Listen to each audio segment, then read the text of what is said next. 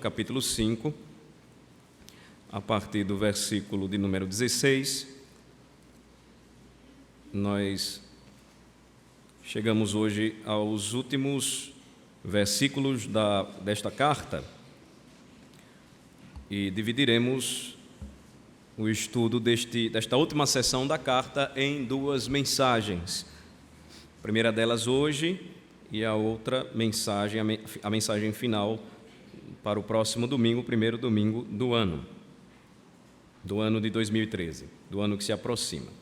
Então, nós temos aqui 1 João 5, a partir do versículo 16 até o versículo 21, onde nós estudaremos hoje qual deve ser a atitude do cristão para com os irmãos que pecarem ou que caírem em pecado, e também como é que nós devemos entender a expressão pecado para a morte referido pelo apóstolo João aqui no final desta carta. É uma das passagens de difícil interpretação do Novo Testamento, mas que precisa ser tratada, observada, e nós não podemos fugir. É um dos benefícios e também desafios da pregação expositiva. Você expõe o livro e você tem que tratar de todo o livro. Então, a partir do versículo 16 até o versículo de número 21, eu peço a atenção dos irmãos para a leitura da palavra de Deus. Se alguém vir a seu irmão cometer pecado não para a morte, pedirá, e Deus lhe dará vida aos que não pecam para a morte. Há pecado para a morte, e por esse não digo que rogue. Toda injustiça é pecado, e há pecado não para a morte. Sabemos que todo aquele que é nascido de Deus não vive em pecado, antes, aquele que nasceu de Deus o guarda, e o maligno não lhe toca. Sabemos que somos de Deus e que o mundo inteiro jaz no maligno. Também sabemos que o Filho de Deus é vindo e nos tem dado entendimento para reconhecermos o verdadeiro, e estamos no verdadeiro, em seu Filho, Jesus Cristo. Este é o verdadeiro Deus e a vida eterna. Filhinhos, guardai-vos dos ídolos. Vamos orar. Senhor, nosso Deus e nosso Pai, rogamos ao Senhor que nos concedas a iluminação, o entendimento para compreendermos a Tua palavra, em especial esta passagem.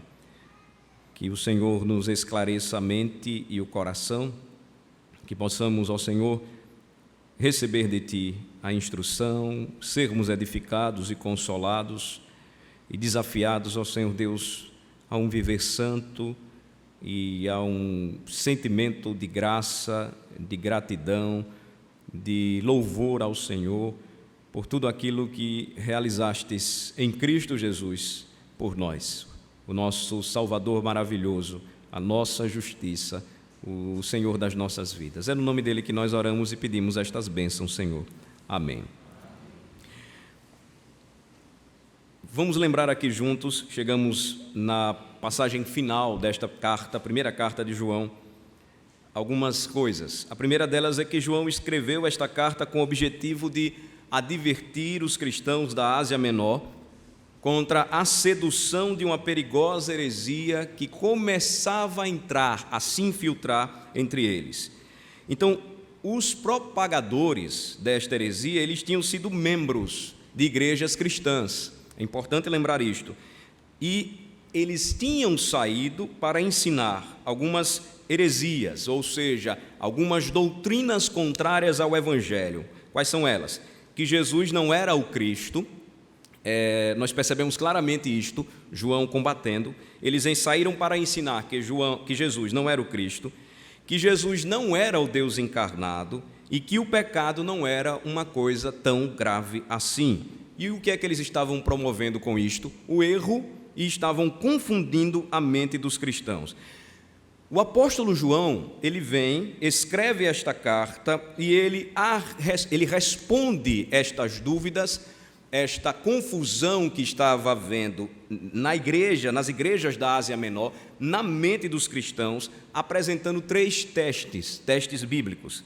Ele apresenta estes 3 testes definindo o que é o verdadeiro cristianismo. E como é que ele fez isto? Ele focou, primeiro, na doutrina certa a respeito de Jesus Cristo, em uma vida moral reta, segundo os padrões dos mandamentos de Deus, e o amor a Deus e aos irmãos, que deveria ser prova evidente da verdadeira fé cristã. Então, notem bem o que João fez para combater aquela heresia propagada por homens que viveram na igreja e que agora, saindo da igreja, estavam tentando deturpar o evangelho. Eles estavam ensinando que Jesus não era o Cristo, que Jesus não era o Emanuel, o Deus encarnado, e também que o pecado não era uma coisa tão grave assim. Não sei se vocês estão percebendo como a Escritura Sagrada ela é tão atual. Notem que ainda hoje as heresias ou os falsos ensinamentos propagados pelos falsos mestres sempre tentam atacar estas doutrinas fundamentais e basilares para a nossa fé. Que Jesus não é o Cristo, porque todos os caminhos levam a Deus. Não é isso que muita gente tem ensinado por aí? Que Jesus não é o Emanuel, o Deus encarnado, e por isso não tem tanta objetividade e tanto valor se rememorar ou comemorar o nascimento de Jesus Cristo, ainda que nós não tenhamos a data específica, mas percebam que há uma grande força contra esta verdade de que Jesus é o Deus encarnado.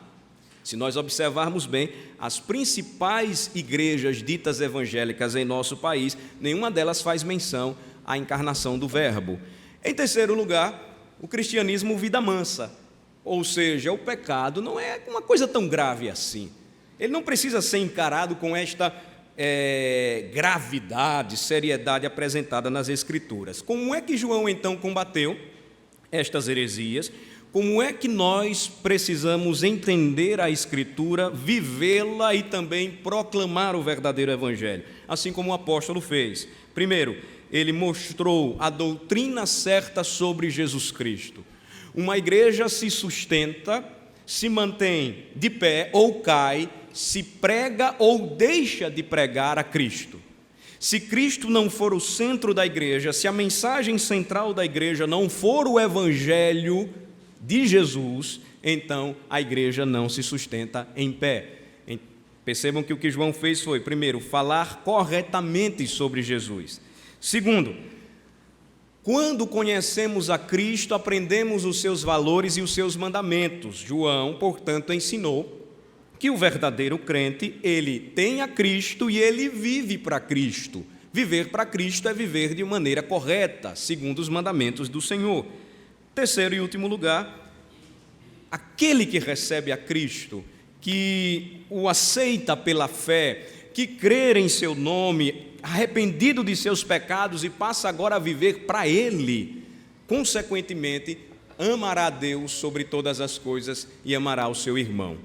São esses testes apresentados.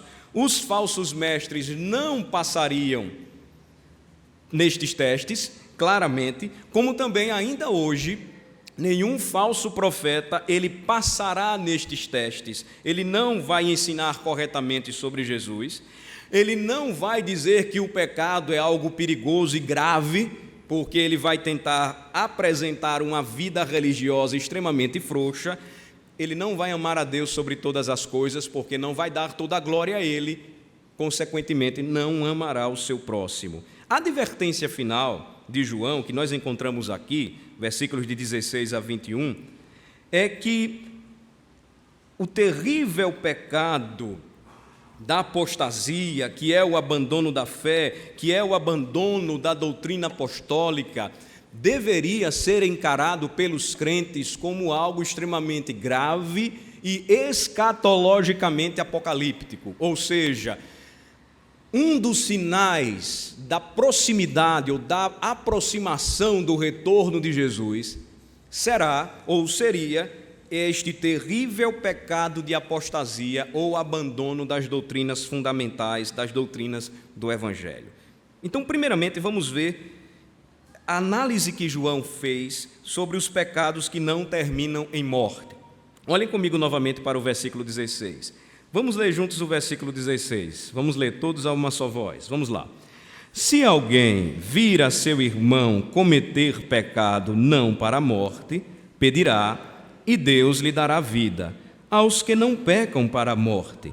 Há pecado para a morte, e por esse não digo que rogue. Então, primeira pergunta a se fazer, analisando o versículo 16, é o que devemos fazer quando um irmão pecar? O que é que nós devemos fazer? O apóstolo havia terminado a sessão anterior, lembrem comigo, versículo de número 15, dizendo respeito, ou falando a respeito da eficácia da oração. Versículo 15, e se sabemos que Ele nos ouve quanto ao que lhe pedimos, estamos certos de que obtemos os pedidos que lhe temos feito. Por quê? A confiança que temos para com Ele, segundo o versículo 14, é esta, que se pedirmos alguma coisa segundo a sua vontade, Ele nos ouve. O que o apóstolo João está fazendo então agora no versículo 16?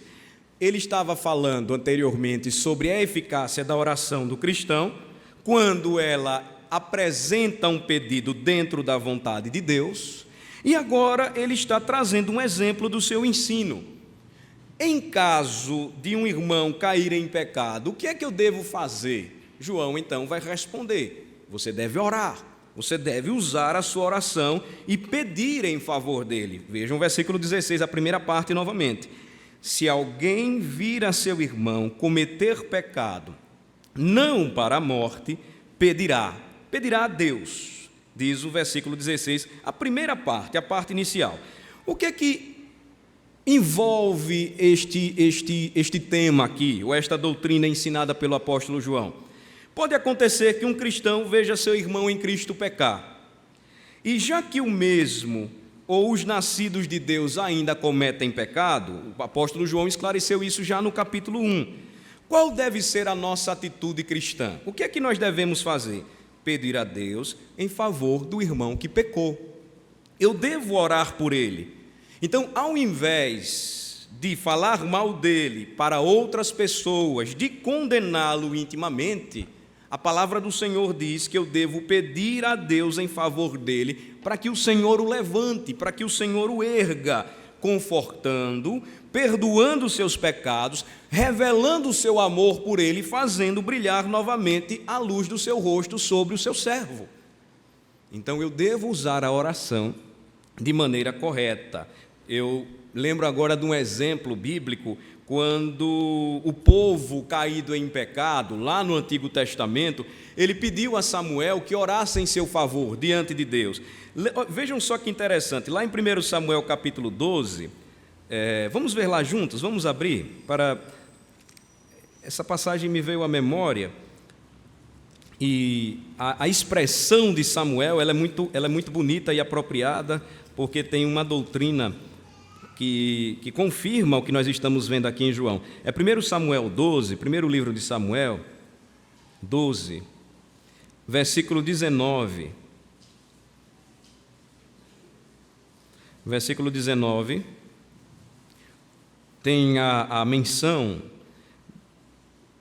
do povo se dirigindo a Samuel e dizendo assim, 1 Samuel 12, 19, todo o povo disse a Samuel: roga pelos teus servos ao Senhor, teu Deus, para que não venhamos a morrer, porque a todos os nossos pecados acrescentamos o mal de pedir para nós um rei. Então, que envolve o contexto aqui, Deus não se agradou do povo ter murmurado e desejado um rei, assim como as outras nações possuíam. Samuel, então, se dirige ao povo no versículo 20 e diz assim: não temais, tendes cometido todo este mal, no entanto, não vos desvieis de seguir o Senhor, mas servi ao Senhor de todo o vosso coração. Não vos desvieis, pois seguiríeis coisas vãs que nada aproveitam e tampouco vos podem livrar, porque vaidades são. Pois o Senhor, por causa do seu grande nome, não desamparará o seu povo, porque aprove ao Senhor fazer-vos o seu povo. E o versículo 23, vamos ler juntos. O que é que Samuel conclui dizendo? Vamos lá. Quanto a mim, longe de mim que eu peque contra o Senhor, deixando de orar por vós. Antes vos ensinarei o caminho bom e direito. Então, vejam que atitude do profeta em favor do povo. O povo de Deus havia pecado, caído em pecado. desejado um outro rei. Em outras palavras, estava insatisfeito com o governo de Deus através do seu juiz, Samuel. E eles reconhecem o seu pecado em ter preferido optar por uma forma de governo concedida aos homens, ou através dos homens, que era a monarquia naquela época. E quando eles viram o desagrado do Senhor, eles clamaram a Samuel que rogasse ao Senhor em favor deles. Qual a resposta de Samuel? Que vocês continuem assim e pereçam, que vocês se percam. Eu não vou orar por vocês, não. A resposta de Samuel foi: longe de mim que eu peque contra o Senhor, deixando de orar por vós. Foi totalmente diferente de Caim. Quando o Senhor foi até Caim e disse: por onde anda Caim, o teu irmão Abel? Qual foi o procedimento de Caim resmungando? Acaso eu sou tutor do meu irmão? Eu não tenho nada a ver com isso. Notem que o que a palavra do Senhor nos diz é muito apropriado para a maneira como nós devemos tratar um irmão nosso quando ele pecar, porque nos fala sobre o poder da oração, o poder da intercessão. Vamos voltar novamente para 1 João capítulo 5. O poder da intercessão é algo extraordinário. O meio de graça, que é a oração, quando usado corretamente, ele produz de maneira eficaz os efeitos que o Senhor Deus ele deseja para o seu filho, para o seu servo. O versículo 16, na segunda parte, diz assim, nós lemos: se alguém vir a seu irmão cometer pecado não para a morte, pedirá, e aí a continuação e Deus lhe dará vida aos que não pecam para a morte. Então existe aqui uma condição para que Deus atenda a esta oração intercessória: se o pecado cometido não for para a morte, ou não foi para a morte. Então, todos os pecados são mortais, mas existe um tão mortal que João, nós percebemos aqui, classifica a parte como sendo um pecado para a morte. Esta é a expressão literal. Somente aos que não o cometeram é que Deus, então, através do apóstolo, faz uma promessa: vocês irão pedir, e Deus lhe dará vida aos que não pecam para a morte. Isto é, Deus restaurará espiritualmente o irmão caído, reavivando a sua fé e a alegria da sua salvação. Nós aqui lembramos, ou podemos lembrar aos irmãos, alguns exemplos bíblicos desta intercessão, ou do poder da oração intercessória. Por exemplo, Moisés orou em favor de Israel quando a nação havia provocado a ira de Deus, que desejava consumi-la, e foi atendido. Moisés, em outro momento, ele orou por Miriam, que havia pecado contra o Senhor, e foi igualmente atendido. Jó, ele intercedeu por seus amigos que haviam falado erradamente das coisas de Deus, e o Senhor os perdoou. Nós vamos encontrar no Novo Testamento Tiago, o apóstolo, irmão do Senhor, dizendo que os presbíteros deveriam orar pelos doentes quando os mesmos confessassem seus pecados, e eles seriam perdoados. Então nós temos muitos exemplos, e a orientação de João aqui, ela é esclarecida. Nós devemos orar, nós devemos interceder, e literalmente, o que é que nós encontramos aqui no versículo 16? Ele disse: pedirá e dará vida, dando a entender que o cristão, por sua oração, pela intercessão a Deus, ele dá vida ao irmão caído. Como é que isso acontece? Nós sabemos que na realidade é nosso Deus quem faz estas coisas, mas a palavra de Deus, ela nos mostra frequentemente o instrumento sendo usado para atingir os propósitos de Deus. Então, muitas vezes o Senhor atribui ao instrumento aquilo que é feito por ele, pelo autor. Então, o pregador expõe a palavra, o pregador anuncia o evangelho, e muitas vezes nós costumamos dizer: aquela pessoa, aquele irmão se converteu pela palavra pregada pelo pastor. Não foi o pastor quem converteu, o pastor foi instrumento para ensinar o evangelho. A palavra nem é dele, a palavra é do Senhor. Mas o Senhor utiliza esta linguagem para mostrar que nós então somos envolvidos de maneira tal nesta tarefa, no ministério da igreja, que quando nós tomamos o meio de graça, que é a oração, e usamos a oração corretamente, Deus então salva, Ele levanta o caído. O apóstolo Tiago, ele vai dizer naquela passagem que citei sobre a oração dos presbíteros, que a oração da fé, ela salva o doente. Ele vai dizer também que convertemos os desviados e salvamos a sua alma, atribuindo a nós algo que sabemos que somente Deus pode fazer. Mas percebam, irmãos, que a expressão bíblica, ela nos ensina, ou a palavra de Deus, ela nos mostra como a oração é importante e ela é poderosa, e como nós devemos utilizá-la para orar em favor daqueles que pecam, contra nós, contra o irmão, para que o Senhor erga, para que o Senhor levante o caído. Então, João ele vai ressaltar mais uma vez o seguinte, no final do versículo 16, ele diz assim: pedirá, e Deus lhe dará vida aos que não pecam para a morte. Há pecado para a morte, e por esse não digo que rogue. Então, há uma ênfase novamente sobre este pecado para a morte. A Escritura nos diz que a morte é a penalidade para todos os nossos pecados. Várias passagens bíblicas falam sobre isso. Contudo, no caso dos filhos de Deus, nós percebemos que os crentes em Cristo têm seus pecados purificados, perdoados, expiados por causa de Jesus. Então, Jesus é aquele que perdoa, purifica e expia ou propicia os nossos pecados. Deus olha para nós e, olhando para nós, Ele vê a justiça de Cristo nos cobrir. E então nós temos os nossos pecados perdoados. Então, para o cristão, o seu pecado não acarretará sua morte. E João, então, ele encoraja desta maneira, para que você ore em favor do seu irmão. Agora, e como entender ou interpretar o final do versículo 16, que diz que nós não devemos interceder por aqueles que pecam para a morte? Vejam que não há nenhuma expressão a respeito de uma referência de que este pecado foi cometido por um cristão. No final do versículo 16 diz: há pecado para a morte, e por esse digo que não rogue. Como é que nós vamos entender isto daqui? Vamos lá. Nem sempre a Escritura nos ensina, Deus responderá à intercessão em favor de alguém que pecou. Nem sempre. Como é o caso aqui citado por João. Há pecado para a morte. A morte a que João se refere aqui é a morte espiritual, é a morte eterna, é a condenação final, irrevogável, determinada por Deus, tendo como castigo o sofrimento eterno no inferno.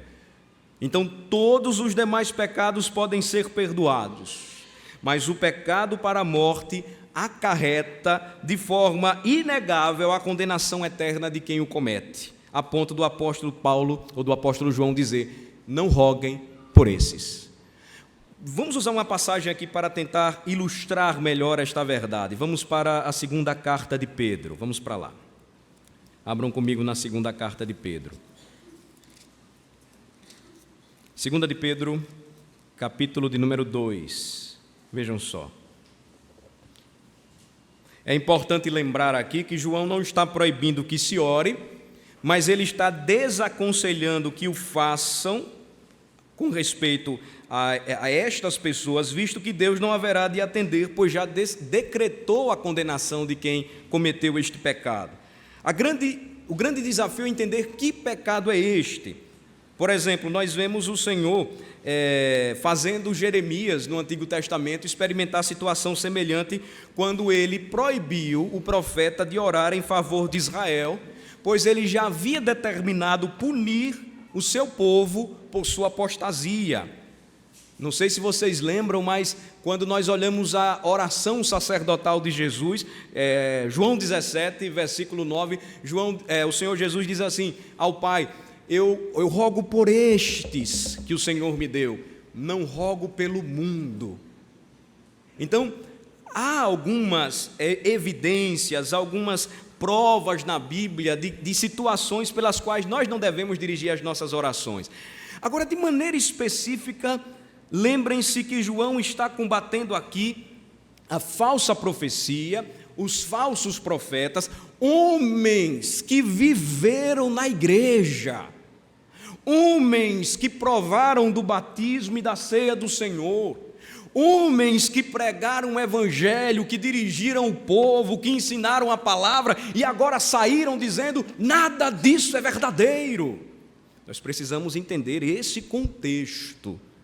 E aí, quando nós chegamos em 2 de Pedro, eu penso que esclarece um pouco quando 2 de Pedro capítulo 2 fala sobre o caráter, as obras dos falsos mestres. A palavra de Deus é muito dura contra esses homens. Eu vou apenas pedir para vocês lerem comigo o final do capítulo 2, versículos de 20 a 22, para a gente ilustrar melhor esta doutrina. Vamos ler juntos do versículo 20 ao 22, vamos lá? Portanto, se depois de terem escapado das contaminações do mundo, mediante o conhecimento do Senhor e Salvador Jesus Cristo, se deixam enredar de novo e são vencidos, tornou-se o seu último estado pior que o primeiro. Pois melhor lhes fora nunca tivessem conhecido o caminho da justiça, do que após conhecê-lo, volverem para trás, apartando-se do santo mandamento que lhes fora dado. Como com eles aconteceu o que diz certo adágio verdadeiro: o cão voltou ao seu próprio vômito, e a porca lavada voltou a revolver-se no lamaçal. Então, a palavra de Deus dirigida ao falso profeta, ao falso mestre, ela é muito dura.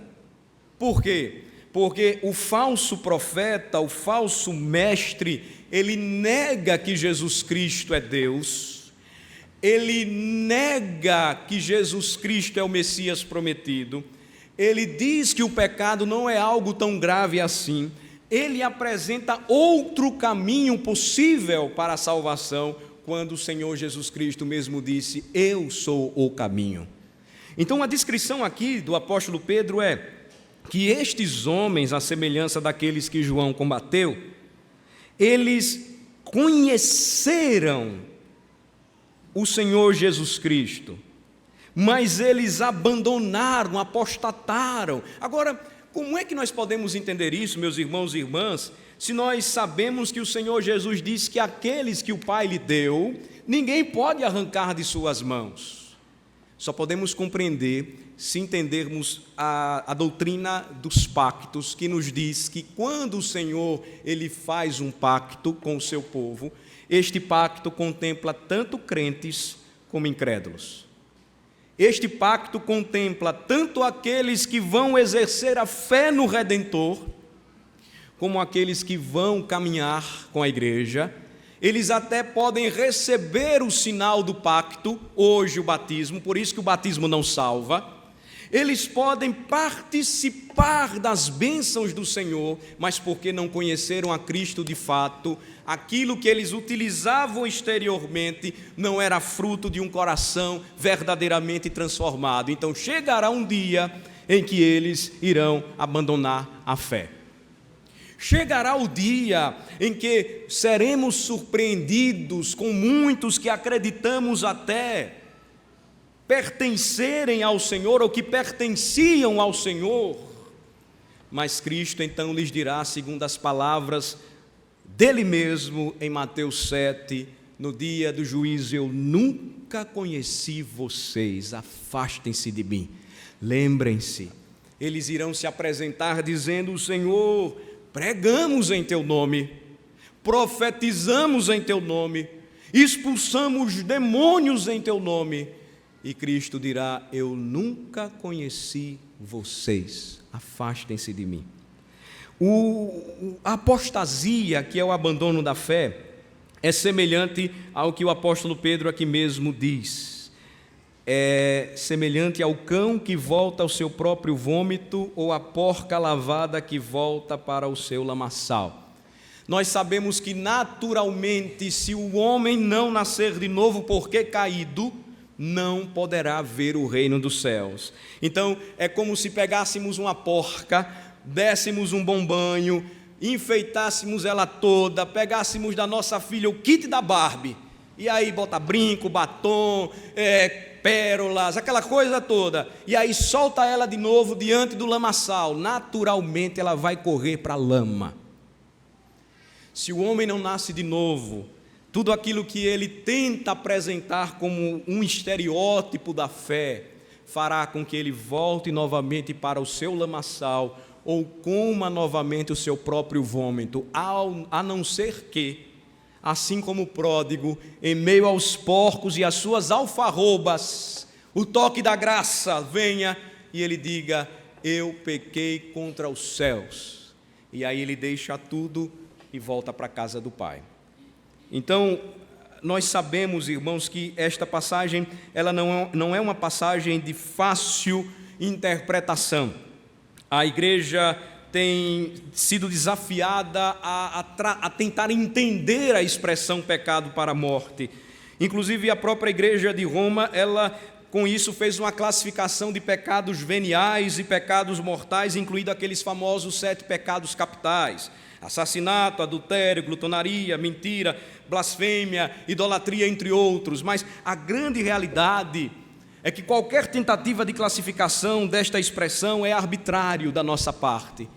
Quando a Escritura mostra em seu contexto que aqueles que pecam para a morte é porque ainda estão mortos em seus delitos e pecados, e se não nascerem de novo, é uma obra que é somente possível ao Senhor, eles não poderão ver o reino dos céus. Logo, eles caminham a passos largos para a perdição e para o inferno. Aqui nós encontramos também, irmãos, um exemplo claro de como nós podemos classificar hoje, no moderno movimento evangélico, aqueles que se apresentam como pregadores da palavra e na verdade não são. A Escritura diz que nós não devemos julgar.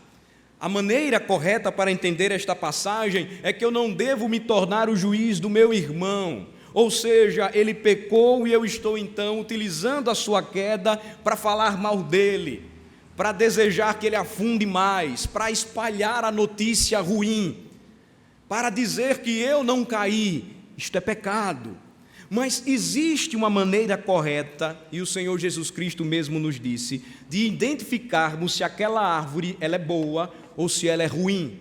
De que forma? Através de seus frutos. Se um homem se apresenta como um pregador, se uma igreja ela se apresenta como a igreja de Cristo, ainda que estampe que Jesus Cristo é o Senhor, que a igreja é a dos escolhidos dos filhos de Deus, a igreja dos descendentes de Abraão, que seja, mas se ela não prega o genuíno evangelho, se o centro da congregação não é o Senhor, se a doutrina do evangelho ou da palavra não é ensinada em sua inteireza, nós então precisamos observar bem se ali está sendo fundada ou organizada uma igreja de Cristo ou uma sinagoga de Satanás. Existe uma maneira de identificarmos as seitas. Na realidade existem várias maneiras, mas gravem estas porque são básicas e principais. Se a igreja que afirma ser cristã, além da Escritura, tem outra fonte de revelação, não é a igreja de Cristo. Isso é um ponto importante. Se a igreja se apresenta como genuinamente cristã, além da Escritura, tem uma revelação trazida pelo líder, pelo profeta ou profetisa, não é a verdadeira igreja de Cristo.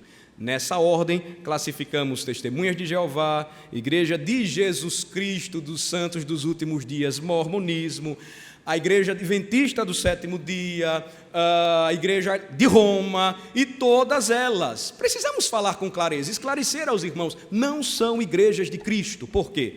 Porque tem a Escritura, mas tem uma palavra superior, ou no mesmo pé de igualdade, de uma revelação que somente o líder recebeu. A consequência disso é outro aspecto importante que nós precisamos notar. Nestas seitas, Cristo é apresentado ao lado de outros intercessores ou mediadores. Podem ser os homens, podem ser as imagens, podem ser os dogmas. Nesta seita, somente há salvação se a pessoa for para lá. Se ela sair dela, está perdida. Se ela não entrar nesta congregação, não encontrará salvação.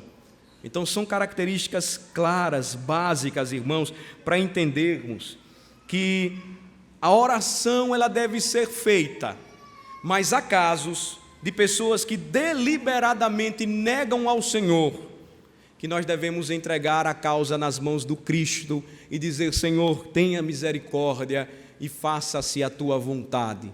Exerça a justiça, pois tu és o Deus vingador. Porque nenhum homem pode se levantar e negar a messianidade de Jesus.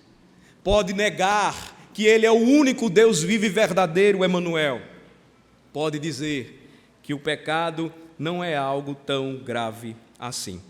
Finalizando, irmãos, qual tem sido a nossa atitude para com os irmãos que caem em pecado? Como é que nós temos agido?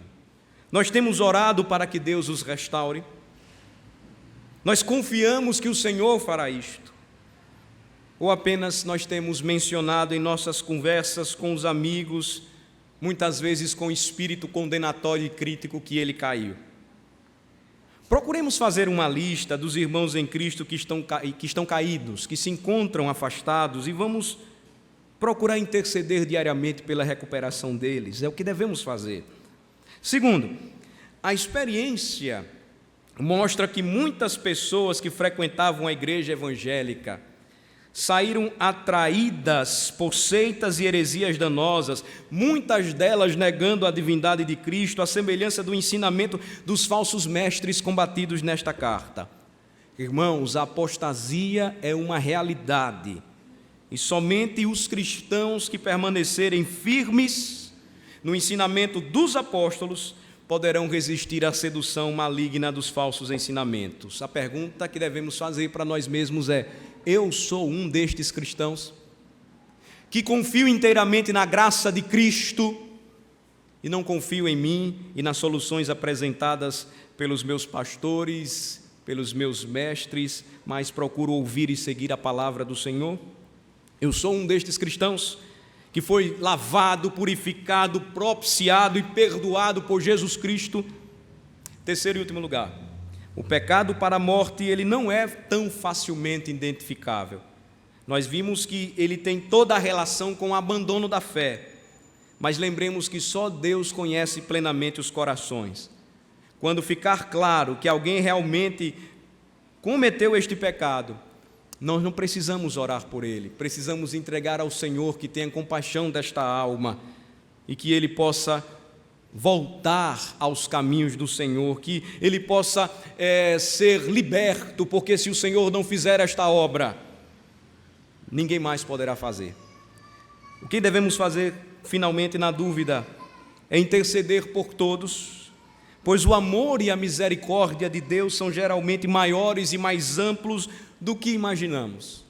Muitos de nós aqui, porque não cresceram debaixo das influências da aliança, vieram de lugares onde o erro era pregado, ensinado, idólatras, afastados e desviados dos caminhos do Senhor. Mas conhecemos um dia o Evangelho. Não foi por causa de ninguém, mas foi porque o Senhor nos trouxe até aqui. Façamos isso, intercedendo e clamando ao Senhor por misericórdia sobre a nossa nação e pedindo ao Senhor que nos faça fortes e que nos leve a entender que nem tudo que se apresenta como evangélico em nosso país de fato é.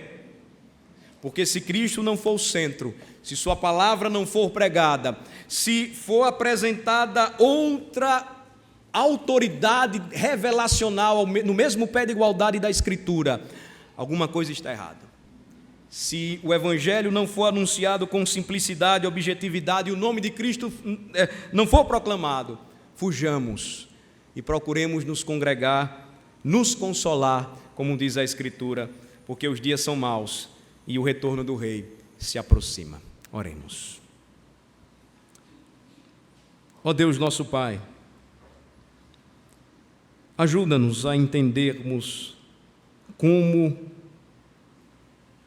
o Senhor, a cada encontro com o seu povo, se revela de maneira tão graciosa, nos fazendo lembrar como o Senhor um dia nos alcançou, nos libertou, nos deu uma nova vida. Pela graça nós fomos salvos. A fé, um presente do Senhor, nos foi concedida um dia. Ela não procedeu de nós para que jamais nos gloriássemos e nos considerássemos melhores do que os outros. Obrigado, Senhor, porque nos esclareces e nos ensinas que devemos confiar somente em Cristo, porque de fato Ele é o Messias prometido, o Emanuel, o Deus que se fez homem, se fez o nosso sacrifício, cumpriu perfeitamente a Tua lei, deu a Sua vida por nós para nos dar uma nova vida, verdadeira liberdade, um novo coração. Ajuda-nos, ó Senhor Deus, a entendermos bem a necessidade de orar e interceder por nossos irmãos, de clamar por aqueles que caíram, e de entender também, Senhor Deus, que aqueles que claramente negam o nome de Cristo, pregam outro evangelho, ainda que usem o nome do Redentor, precisam ser apresentados diante do Senhor, mas com um clamor para que o Senhor faça justiça, e que o Teu nome não continue a ser desonrado pelos homens, mas que a verdadeira palavra seja anunciada, que o Senhor fortaleça e sustente os verdadeiros profetas, e que o Senhor julgue e retire, ó Senhor Deus, de atividade aqueles que têm pregado um falso evangelho. Ó Senhor, os dias são maus, os tempos do fim se aproximam. Ajuda-nos, ó Senhor, a nos congregarmos e recebermos do Senhor o consolo e em comunhão sermos consolados, pois precisamos muito de Ti. Ajuda-nos, ó Senhor Deus, a com simplicidade, com humildade, entregar em Tuas mãos, que conhece plenamente os corações, a multidão de gente que tem se desviado e que tem seguido o erro, para que haja o brilhar da verdadeira luz, o sol nascente das alturas que é Cristo Jesus, fazendo, ó Senhor Deus, em meio às trevas, esclarecer entendimentos e corações e transformar almas. Que não nos misturemos, ó Senhor Deus, com o erro, mas que falemos claramente a verdade, que possamos expor com fidelidade o Evangelho e pregar para todo o mundo que Jesus Cristo é o Senhor, para a glória de Deus Pai. É no nome dele que oramos. Amém. Amém.